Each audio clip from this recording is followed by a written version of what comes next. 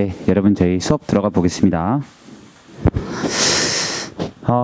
여러분 이제 6월달 우리 독해 강훈련 특강을 이제 오늘 시작해 보도록 할게요. 그래서 여러분 만나서 반갑고, 우리 이제 이번 달부터는요, 여러분들 유형별로 문제풀이 훈련을 이제 본격적으로 시작할 거예요. 즉 여러분들이 수업 시간에 나중에 고급반에 올라오시고 지금 고급반인 분들도 계시고 하면 이제 문제풀이법을 다 배우시긴 할 건데, 아마 정규반 수업 시간에 좀 한계도 있고 그렇기 때문에 유형별로 집중적으로 문제풀이를 좀 공부해 볼 시간이 많진 않을 거예요. 그래서 우리가 이 특강을 통해서 이 유형별 문제풀이법을 집중적으로 훈련해 준다라고 생각해 주시면 됩니다. 그래서 6월달부터 시작해서 매달 진행이 될 거고, 한 가지 유형만 집중적으로 풀 거다라고 생각해 주시면 돼요. 여러분, 그리고 숙제 받으신 게 있을 거예요. 그래서 앞으로 수업 방식에 대해서 좀 설명을 드릴게요. 자, 1일차부터 6일차라고 되어 있는 프린트 하나 받으셨을 겁니다. 걔는 여러분 숙제라고 생각하시면 돼요. 그래서 매일 없으신 분들은 다시 받으시면 돼요. 제가 드렸으니까. 내일부터 여러분 하루에 2문제씩, 오늘 이제 문제풀이법을 듣고 문제를 풀고 날 거니까 이 풀이법을 바탕으로 하루 2문제씩 숙제를 한다라고 생각해 주시면 됩니다. 그래서 하루 2문제씩 매일 우리가 연습하는 게 주된 목적이라고 보시면 돼요. 자, 그러면 숙제에 대해서는 제가 따로 해설지를 올려드릴게요. 따로 이 문제를 어떻게 푸는지 해설지를 올려드릴 거고, 이 수업 시간엔 기본적으로 이 책에 있는 문제들을 풀 거예요. 제가 원래 그냥 숙제를 드리고 숙제 해온 걸 가지고 하고 했거든요.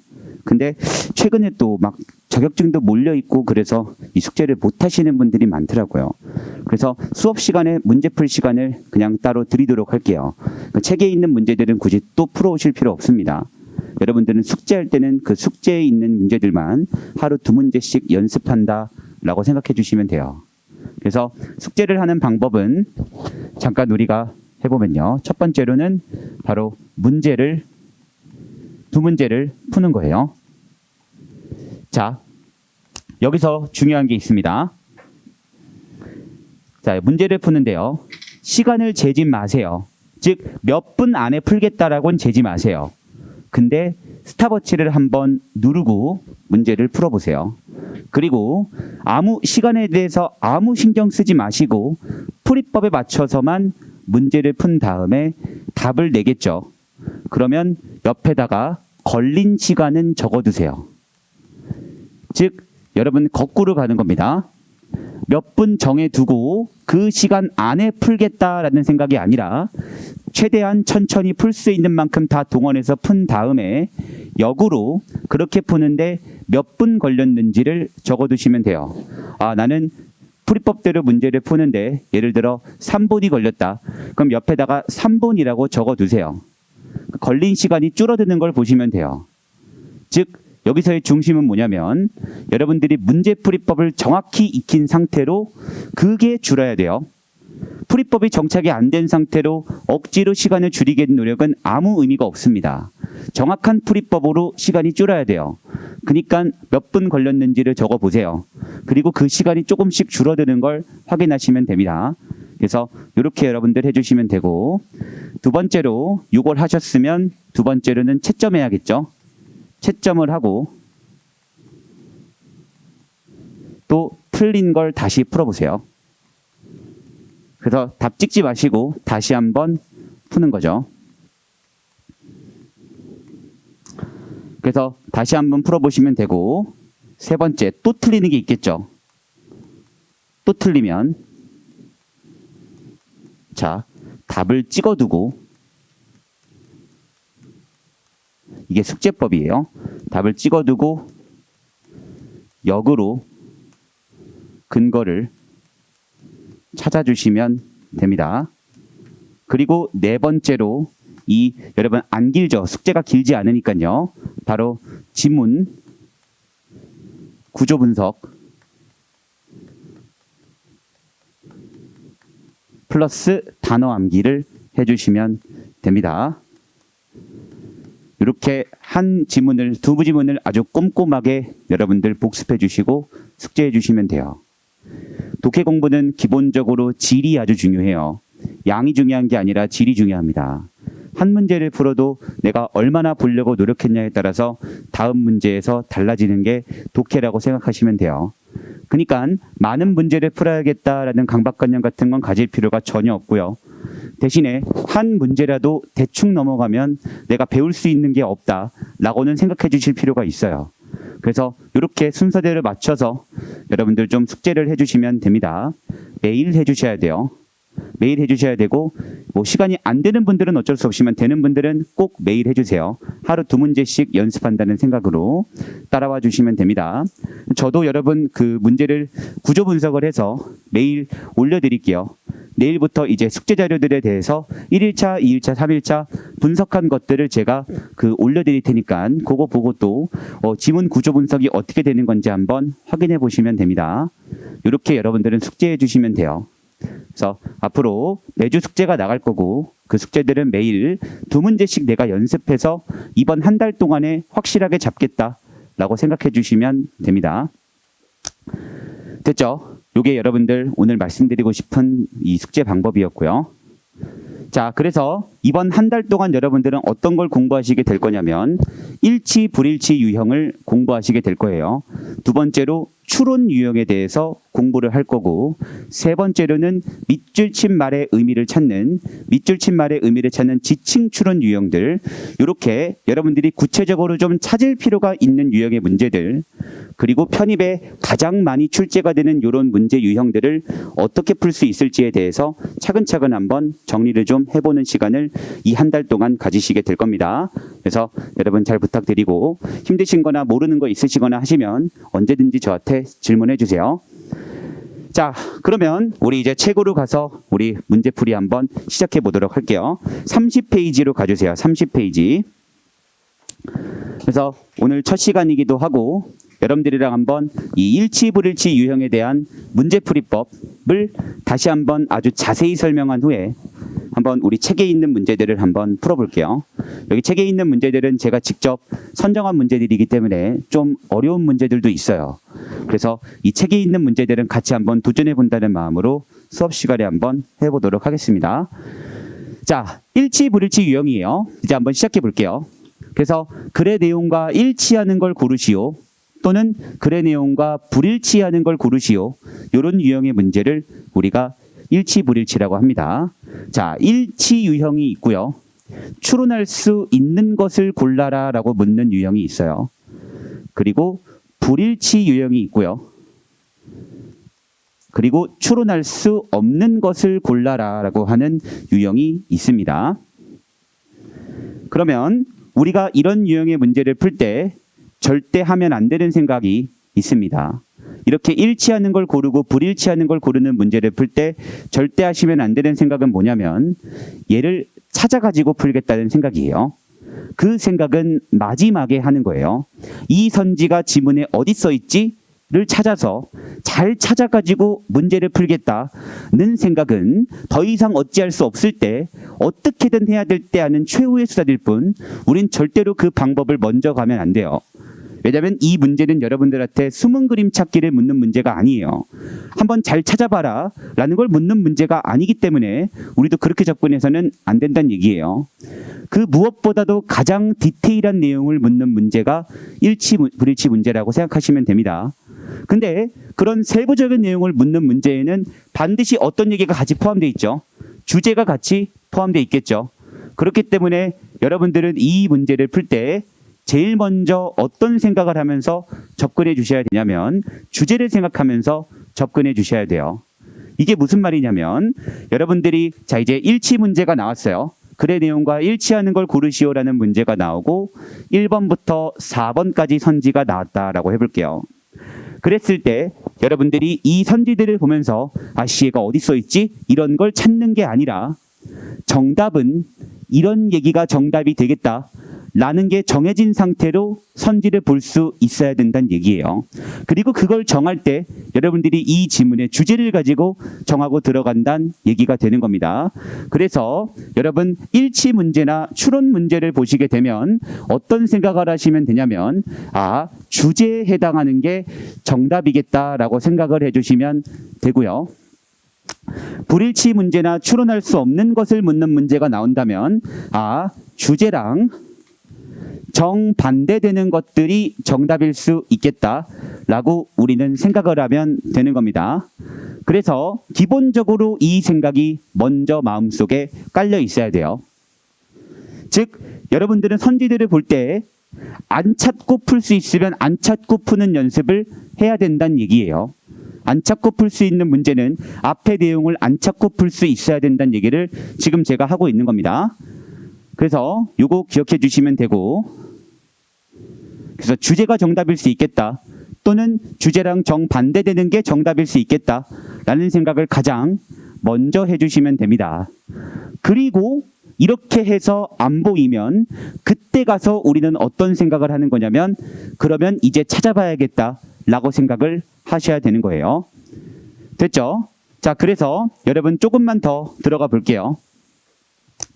그럼 여러분들은 이 선지를 보면서 어떤 판단을 잘해야 되냐면요. 이 선지를 내가 찾아야만, 이 지문 속에서 찾아야만 지을 수 있는지, 아니면 이 지문의 주제를 생각하면 그냥 지우거나 답을 찍을 수 있는지를 고민하는 훈련을 해주셔야 돼요. 그게 여러분들한테 가장 필요한 능력이라고 보시면 됩니다. 그래서 자, 이제 선지가 구성되는 방식을 한번 얘기를 해볼게요. 오늘은 좀 더 수업 시간에 했던 것보다 좀 더 디테일하게 말을 할 거니까 여기까지는 다 했던 얘기니까 같이 복습한다는 의미로 가보도록 할게요. 자, 일치 문제에서 좀 더 생각을 해볼게요. 일치 문제에서 우리가 정답 선지가 구성될 수 있는 방법과 오답 선지가 구성될 수 있는 방법들에 대해서 한번 생각을 해보겠습니다. 일치하는 걸 묻는 문제에서 정답 선지와 오답 선지가 구성될 수 있는 방법들에 대해서 한번 생각을 해보면, 여러분들은 자, 첫 번째로 주제가 정답이 되겠다라고 생각을 해주시면 돼요. 일치 문제에서 정답으로 나오는 방식은 주제를 정답으로 쓰는 거예요. 그래서 그냥 얘는 굳이 찾을 필요 없이 주제니까 정답이다가 되는 거고, 두 번째로는 찾는 선지예요. 그래서 찾아야만 지을 수 있는 선지가 바로 나올 때가 있습니다. 자, 그 다음에 오답 선지를 걸러내는 방법도 마찬가지예요. 자, 여러분들이 이걸 찾아가지고 틀렸다 맞았다를 정하는 게 아니라 우리는 어떻게 들어갈 거냐면 주제랑 정반대되는 선지를 먼저 볼 겁니다. 즉 여러분들은 어떤 선지를 보면서 얘는 그냥 주제랑 정반대네, 그러니까 얘는 그냥 틀린 거다 라고 할 수 있으셔야 돼요. 그리고 두 번째가 바로 찾는 선지라고 보시면 됩니다. 세 번째로 오답 선지 중에는 뭐도 있냐면요, 없는 내용도 있어요. 제가 이걸 쓸 때마다 하는 얘기인데 여러분들이 푸시는 문제들은 그렇게 친절하지가 않아요. 그렇기 때문에 선지들 중에는 어떤 선지들도 있냐면요, 지문에 없는 내용이기 때문에 틀린 선지들도 있어요. 무조건 이 선지에 대한 얘기가 지문에 써 있어야 되는 게 아니에요. 지문에 안 썼으니까 틀린 거다라는 선지들도 꽤 많습니다.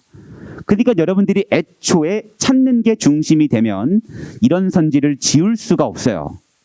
왜냐하면 사람 심리가 내가 이건 없는 선지구나로 잘 안 가거든요. 내가 못 읽었다로 생각하지. 그래서 애초에 방향성 자체가 여러분 주제에 맞춰져 있어야 이런 선지를 만났을 때 일단 주제가 아니니까 걸러낸다 라는 생각을 할 수 있는 겁니다.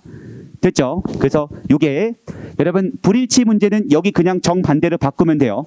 정답 선지가 이런 것들이고 오답 선지가 이런 것들이겠죠. 불일치 문제의 경우에는 이거를 반대로 바꾸면 됩니다. 자, 그러면 여러분들 이제 우리가 이 일치 불일치 문제를 분석할 때 해야 될 사고방식에는 뭐가 있을까요? 선지들을 보면서 얘는 어디 써 있지, 얘는 어디 써 있지를 찾는 게 아니겠죠.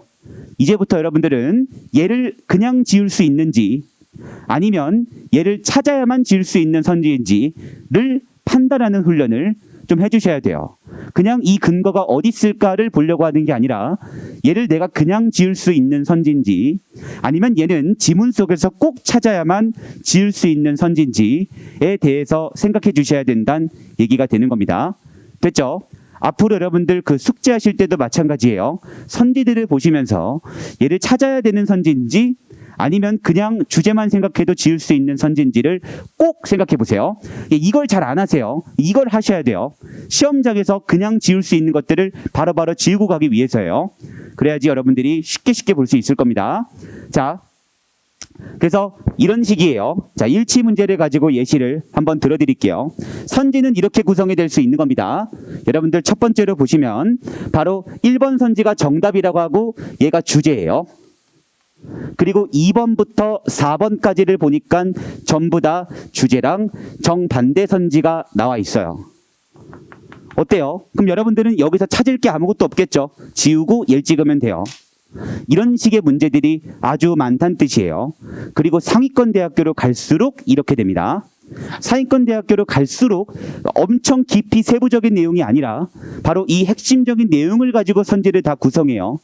왜냐하면 엄청 깊이 들어가기에는 너무 지문이 어렵거든요. 너무 어려운 지문이라 애초에 그렇게 안 나오는 그런 얘기들이 많아요. 그러니까 여러분 이렇게 지워지는 선지들이 아주 많습니다. 자, 그 다음 두 번째로 이번엔 또 2번, 3번, 4번을 보니까 얘는 주제랑 정반대고요. 이 둘을 보니까 찾는 선지로 돼 있어요. 그때 우리가 어떻게 할 수 있는 거죠? 아, 얘는 일단 지우고 얘는 주제고 얘를 보시고 나서 아, 얘는 찾아야겠네 라고 생각을 한다면 시간이 없을 때는 어떻게 할 수 있는 거죠? 찾는 것보다는 주제를 쓰면 되겠죠. 그리고 얘까지도 주제랑 정반대라고 해볼게요. 그럼 얘는 찾아야 될 것 같고 얘는 주제예요. 그때 우리가 어떻게 할 수 있는 거죠? 아씨, 얘는 어딨지?가 아니라 주제니까 얘를 찍는다 라고 할 수 있는 겁니다. 2번부터 4번까지가 다 찾아야 될 것 같아요. 근데 문제가 어디 있는지를 모르겠어요. 근데 1번을 보니까 그냥 주제예요. 어떻게 하면 되죠? 1번을 찍으시면 돼요. 이런 걸 할 줄 아는 게 문제풀이라고 하는 겁니다. 그래서 여러분들이 숙달되셔야 되는 게 이런 거예요. 즉 일치 문제를 만났다. 선지 두 개가 헷갈린다. 그랬을 때 이게 어딨지가 아니라 둘 중에 주제가 뭐지를 생각하는 거예요. 불일치 문제를 만났는데 두 개가 헷갈린다. 아, 약간 틀린 게 뭐지를 찾는 게 아니라 둘 중에 주제랑 정반대가 될 만한 게 뭐지부터 찾는다는 생각을 하는 게 여러분들의 사고방식의 순서가 되면 되는 겁니다. 그게 일치 불일치 문제 또는 추론 문제를 풀 때 여러분들이 하셔야 되는 어떤 사고방식에 대한 그런 얘기들을 지금 제가 하고 있는 거예요. 그래서 연습하실 때부터 한번 이 주제로 접근한다는 걸 꼭 기억해서 해주시면 됩니다. 여기까지가 보통 제가 이 일치 불일치 문제 풀이법을 말할 때 하는 얘기예요. 그래서 주제를 가지고 접근한다라는 얘기를 제가 제일 많이 하는 얘기라고 보시면 되고 이게 제일 중요한 얘기이기도 합니다. 그래서 쓸데없이 찾는 일이 없어야 돼요.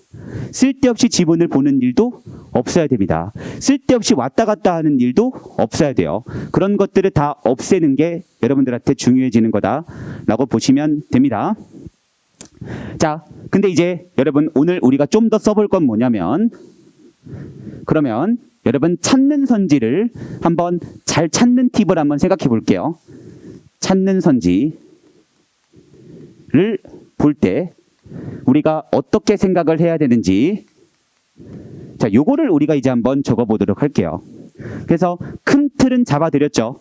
이제 여러분들의 선지들을 보면서 이 선지는 주제를 가지고 지을 수 있는 선지인지 또는 이 선지는 찾아야만 지을 수 있는 선지인지 이 틀을 가지고 나누는 걸 봤습니다. 근데 이제 시험장에서 확실하게 풀고 싶을 때 얘네를 확실하게 찾고 싶을 수 있겠죠. 그럴 때 우리가 어떻게 찾을지에 대해서도 한번 생각을 해볼게요. 자, 여러분 찾는 선지를 볼 때 1번이에요. 즉 지금부터 제가 적는 걸 보시면서 보셔야 되는 건 마찬가지로 단순히 선지에 써있는 단어를 그대로 똑같이 찾겠다라는 생각은 위험해요. 여러분 출제하시는 분들이 그렇게 호락호락하지 않겠죠. 저여도 바꿔요, 단어를. 즉 선지에 쓴 단어를 지문에 그대로 쓴 경우는 거의 없다는 뜻이에요. 이제 여러분들이 이거에 대해서 생각을 하면 되게 애매하다고 느낄 때가 있어요. 아, 뭐야, 이 단어랑 이 단어는 뭔가 비슷한 듯 다른가? 이렇게 고민할 때가 많다는 얘기예요. 그러니까 이런 걸 고민하면 안 돼요. 찾을 때 이러면 안 돼요. 아, 이 단어랑 이 단어는 약간 같은 듯 다른데 이렇게 고민하시면 안 된다는 얘기예요. 그러니까 단어를 찾겠다라는 생각은 위험해요. 자, 그렇다면 우리가 선지를 찾는 선지를 볼 때는 바로 제일 신경 써야 되는 게 뭘까요? 선지에서의 인과관계예요. 여러분들이 얘를 찾아야겠다라는 생각이 들 때는 혹시 이 선지에 인과관계가 있나를 잘 봐주세요. 그리고 얘가 원인이고 얘가 결과인 게 맞나? 이 생각을 꼭 해주시면 됩니다. 이런 선지가 여러분들을 제일 괴롭히는 그리고 제일 어려운 선지 중에 하나예요. 어떻게 틀리게 될까요? 일단 첫 번째로 원인과 결과를 일단 잘못 내요. 즉 이 원인이 잘못됐거나 이 결과가 잘못되게 냅니다. 내는 방식이 여러 가지가 있거든요. 다시 한번 설명드릴게요. 원인과 결과가 이렇게 써 있는데 첫 번째로 쉽게 내는 방법은 원인 부분이나 결과 부분에 아예 잘못된 정보를 넣어놔요. 이게 제일 쉽게 내는 방법이에요. 그죠? 이렇게 내면 여러분들 그냥 찾아도 보입니다, 사실. 근데 제가 말하고 싶은 건 뭐냐면 어렵게 냈을 때예요. 어렵게 냈을 때는 어떻게 나오냐? 얘도 맞는 말이고 얘도 맞는 말인데 원인과 결과는 틀린 얘기가 있어요. 이렇게 나오는 게 아주 골 때리는 문제예요. 그래서 원인과 결과를 잘 보셔야 돼요. 얘 때문에 이렇게 된다는 건지 얘 관계를 잘 보셔야 됩니다. 얘도 지문에 써 있는 말이고 얘도 지문에 써 있는 말인데 얘 때문에 이렇게 된다는 건 틀릴 수도 있어요. 즉 원인과 결과의 관계가 아닐 수도 있다는 얘기예요. 그래서 찾는 선지를 볼 때는 여러분들이 제일 먼저 신경 써야 되는 건 원인과 결과입니다. 이게 원인이고 얘가 결과라고 할 수 있나? 이걸 보셔야 돼요. 그게 안 맞으면 틀린 겁니다. 그게 안 맞으면 틀린 거예요. 그래서 선지에서의 인과관계를 보는 게 첫 번째고요. 두 번째, 여러분들 두 번째로 우리가 신경 쓰면 좋은 건 비교급 선지입니다.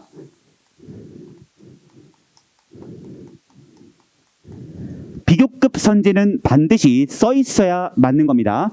일치하려면 그대로 써 있어야 돼요. 이 비교급 선지를 틀리게 내는 방법도 다양해요. 반대로 비교하거나 없는 거를 마음대로 비교할 수 있어요. 그래서 비교급 선지를 볼 때 항상 조심해 주시면 되고, 세 번째는 연도와 숫자예요.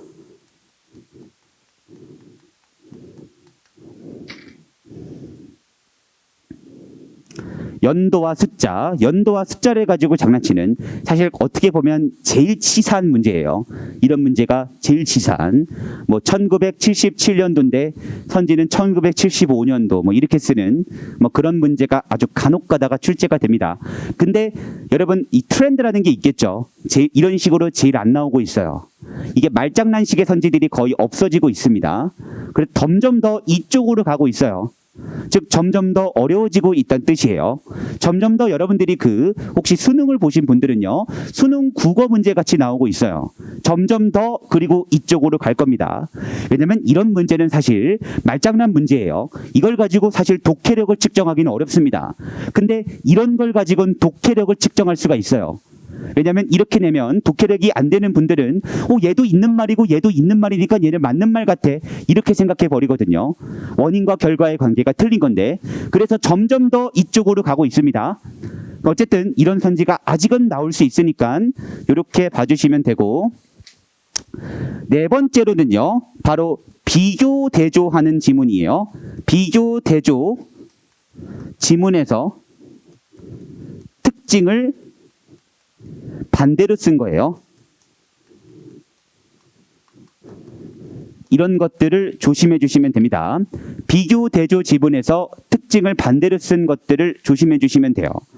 즉 여러분들이 어떤 지문을 보니까 이 지문은 A와 B가 반대로 비교가 되고 있는 지문이에요. A는 이런데 B는 저렇다라고 말하고 있는 지문입니다. 그리고 이 문제에서 일치하는 걸 묻고 있어요. 그럼 여러분들은 어떤 선지가 오답이라고 생각하면 될까요? A의 특징인데 B의 특징이라고 쓴 것들이 다 오답이라고 생각하면 돼요. 그럼 선지를 볼 때 혹시 이 특징은 A의 특징 아닐까? 혹시 이 특징은 B의 특징 아닐까? 이 중심으로 고민하시면 된다는 얘기예요. 이해되시죠? 그래서 비교 대조 지문에서 일치 불일치 문제가 나온다면 특징을 반대로 쓴 거를 조심해 주시면 됩니다. 이런 것들이 찾는 선지를 볼 때 팁이에요. 이 중에 제일 중요한 게 뭘까요? 얘입니다. 선지에서의 인과관계. 이게 가장 최신 트렌드예요. 선지에서의 인과관계가 틀리기 때문에 틀렸다고 내는 문제가 아주 많이 나와요, 요새는. 그러니까 이제 이런 선지를 여러분들이 그냥 보면 뭐야, 얘도 있고 쟤도 있으니까 맞는 거 아니야? 라는 느낌을 주는 선지가 최근에는 아주 많이 출제가 되고 있어요. 그래서 어려워지고 있다는 뜻이에요. 그래서 선지 안에서의 인과관계를 본다라는 거 꼭 기억해 주시고, 나머지들도 한번 이렇게 볼 수 있다라는 거 기억해 주시면 됩니다. 그래서 이런 것들이 일치불일치 추론 문제라고 보시면 됩니다. 이게 여러분들 추론 문제랑 일치 문제가 좀 엄격하게 구별됐었거든요, 과거에는. 근데 점점 현입이 어려워지면서 그런 구분이 거의 무의미해졌어요. 즉 일치 문제라고 해서 똑같이 써주는 것도 아니에요. 그냥 전부 다 모든 일치 문제가 추론 문제화 돼가고 있다라고 생각해 주시면 됩니다. 그래서 지금 제가 말한 풀이법대로 하나 기억해 두시면 되고, 자, 근데 아직은 여러분 끝나진 않았고요.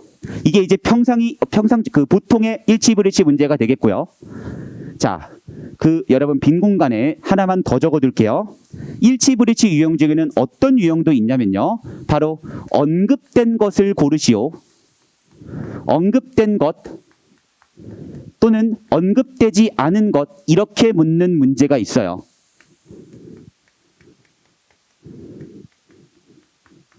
여러분들이 문제를 보시다 보면, 자, 이런 true냐 not true냐라고 묻는 문제가 있고요. 또 어떤 문제가 있냐면요, 문제를 보셨을 때 mentioned라는 게 들어가는 이런 문제가 있습니다. 또는 뭐 not mentioned, 이런 식의 표현들이 들어가는 문제들이 있어요. 그래서 true, not true를 묻는 문제와 mentioned와 not mentioned를 묻는 문제는 다른 문제라고 생각해 주시면 됩니다. 이거는 진짜 일치, 불일치를 묻는 문제고, 얘는 언급된 소재, 언급되지 않은 소재를 찾는 그런 문제가 되는 겁니다. 그래서 이렇게 보는 유형이 두 번째 유형이에요. 얘는 진짜 찾기 문제예요. 얘는 소재 찾기 문제입니다. 그래서 얘는 여러분들 mentioned와 not mentioned는 이건 뭐 주제를 푸는 문제가 아니라 찾는 문제라고 생각하면 돼요. 근데 이거는 정확한 내용을 찾는 게 아니라 그 소재가 써있나를 찾는 문제라고 생각해 주시면 됩니다. 자, 그럼 얘는 어떤 식으로 답이 출제가 되냐? 이렇게 나와요. 어떤 식으로 나오게 되냐면 한쪽에다가 A, B, C, D를 다 몰아둡니다. 그래서 여러분들이 얘를 볼 때 여기 A, B, C, D가 다 있네. 그럼 선지에서 여기에 해당하는 거 다 지우고 남은 거 하나 찍어주시면 돼요. 이런 식으로 나오는 게 첫 번째 유형이에요. 그래서 한쪽에다가 언급하는 걸 다 몰아두고 그거 찾으라고 내는 문제가 있는 게 첫 번째고요. 두 번째 유형은 뭐냐면요. 두 번째 유형은 이렇게 A를 여기다가 B를 여기다가 C를 여기다가 뭐 D를 여기다가 이렇게 분산시킵니다.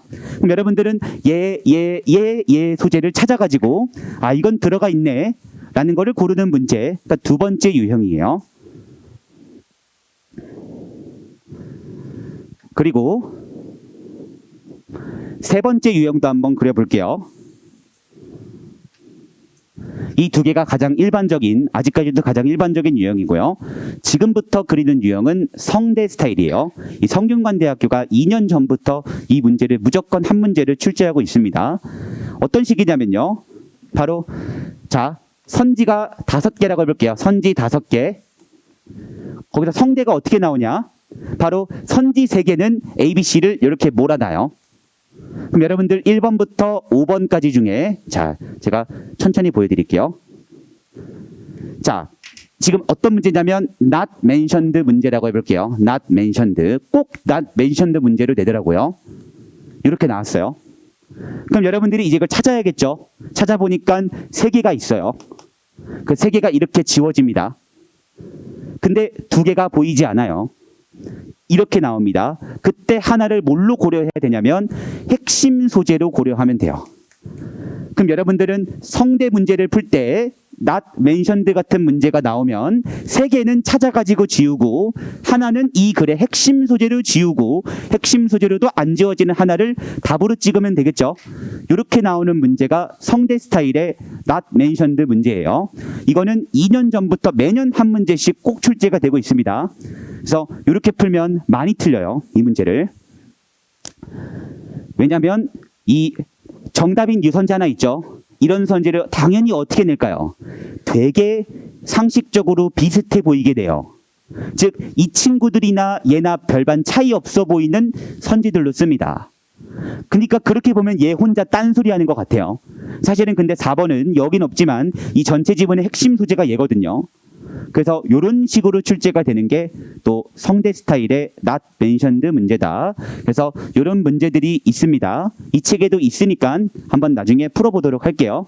그래서 일치불일치 문제라고 하면 우리가 true, not true 문제 그리고 추론 문제 같은 걸 풀 때처럼 이 글의 주제처럼 생각을 하고 일치 문제라면 주제, 불일치 문제라면 주제랑 정반대를 생각하면서 선지들을 보면서 이 선지를 내가 그냥 지워야 되는지 아니면 찾아야 지을 수 있는지를 나누면서 답을 찍어야 되는 문제 유형이 있고요. 두 번째로 일치 유형이라고 하면 mentioned와 not mentioned, 언급된 소재와 언급되지 않은 소재를 찾는 유형의 문제들이 있습니다. 얘는 진짜 찾아야 돼요. 그때 이 찾는 방식은 다 모아두고 찾는 문제들도 있고 각각 하나하나를 다 떨어뜨려 가지고 찾으라고 내는 문제들도 있고 모아둔 다음에 남은 하나를 핵심 소재를 주는 그런 유형의 문제들도 있다. 이렇게 알고 계시면 되겠습니다. 이런 것들이 이제 일치불일치 문제가 될 거고 이번 주 숙제하실 때부터 꼭 여러분들 많이 고민해 보셔야 돼요. 이게 어디 써 있지를 고민하시는 게 아니라 얘를 내가 그냥 지을 수 있는지를 고민해 보셔야 됩니다. 됐죠? 이 방향성을 꼭 기억해 주세요.